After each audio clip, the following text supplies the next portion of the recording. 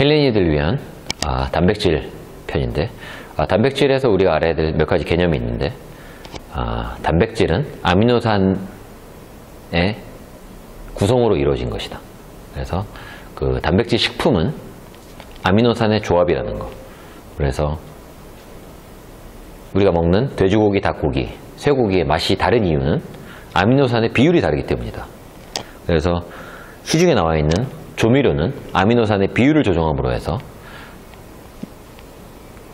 닭고기 국물 맛도 내고, 그 돼지고기 국물 맛도 내고, 소고기 국물 맛도 낼 수 있는 것은 바로 이 아미노산 조합의 기술이다. 그래서 모든 고기들은 아미노산의 조합으로 되어 있고, 우리 근육도 마찬가지예요. 이 고기 덩어리는 아미노산의 조합으로 되어 있는다는 개념을 일단 인식해야 되고, 그래서 그 개념을 인식함으로 통해서 생물가를 이해할 수 있는데, 내가 생물가 높은 단백질을 섭취해라라고 얘기하는 것은, 생물가의 판정 기준은 사실은 분야별로 그리고 학자별로 많이 있지만, 내가 얘기하는 생물가는 근육 운동을 하는 사람들에게 생물학적 가치가 높은 단백질이 무엇인가를 고민해서 섭취해라. 즉, 어떠한 아미노산이 운동과 근육에 필요한지를 인식하고 그것들을 섭취하는 것에 중점을 둬라. 바로 이런 얘기인데, 결국은 뭐냐면 우리가 너무나도 잘 알고 있는 치견세 아미노산, 발린, 루이신, 이솔루이신, 그리고 근육에 가장 많이 들어있는 글루타민, 이 네 가지 아미노산이 풍부하게 들어있는 단백질이 운동하는 사람들에게 생물가 높은 단백질이라는 거. 그래서 우리가 이런 고민을 할 필요 없이 이미 보충제 회사들에서는 BCAA와 글루타민을 강화한, 그리고 필수 아미노산이 충분히 들어있는 단백질 보충제들을 생산하고 있고, 그래서 그런 것들을 섭취하게 되면 우리가 아무 걱정 없이 단백질을 보충할 수 있다.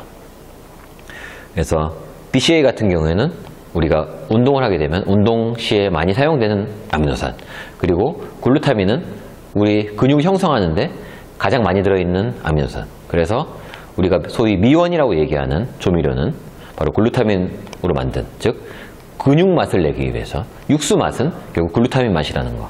왜냐하면 근육을 구성하는데 글루타민이 가장 많이 들어있기 때문에, 그래서 글루타민을 이러한 것들, 그래서 이러한 것들이 풍부하게 들어있는 단백질을 섭취해야 되는데, 결국은 그런 것들은 우리 몸과 비슷한 동물성 단백질이고, 그래서 굳이 뭐 가격이나 여러 가지 이유를 통해서 그리고 어떤 학자들이 뭐 식물성 단백질 생물가가 높다 뭐 이런 주장을 하지만, 그거는 그럴 수 있는 여건, 여러 가지 여건이 있는데 근육 운동을 하거나 근육을 만드는 여건은 아니다.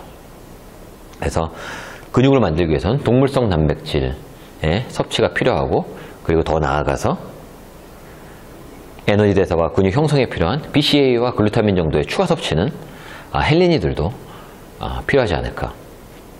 그래서 우리가 정상적인 단백질을 섭취한다고 해도 생물가를 높이기 위한 노력으로서 글루타민과 그 BCAA 추가적인 섭취는 어느 정도 유용하지 않을까라는 생각을 하고, 그리고 추가적으로 어느 정도 운동량이 많아지고 한 2시간 정도 운동을 한다 그러면 개인적인 의견으로는 필수 아미노산의 추가 섭취까지도 고려하는 것이 좋지 않나, 이런 생각을 하면서, 단백질의 경우 생물가를 고려한다는 것의 의미는 여러 가지 생물가의 기준을 이야기하는 것이 아니라 운동에 필요한 아미노산들, 에너지 대사와 근육 형성에 필요한 아미노산과 필수 아미노산이 얼마나 많이 함유되어 있는 식품을 선택하고, 그리고 선택하지 못했을 때 그러한 아미노산을 어떻게 섭취하는가에 대한 고민을 시작하는 것이 헬린이의 고민의 시작이다 라는 것을 말하면서 단백질 편 마칩니다.